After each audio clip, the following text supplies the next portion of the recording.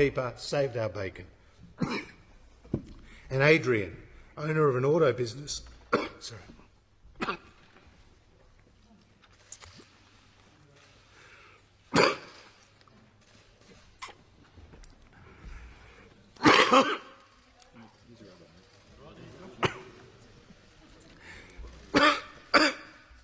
Sorry.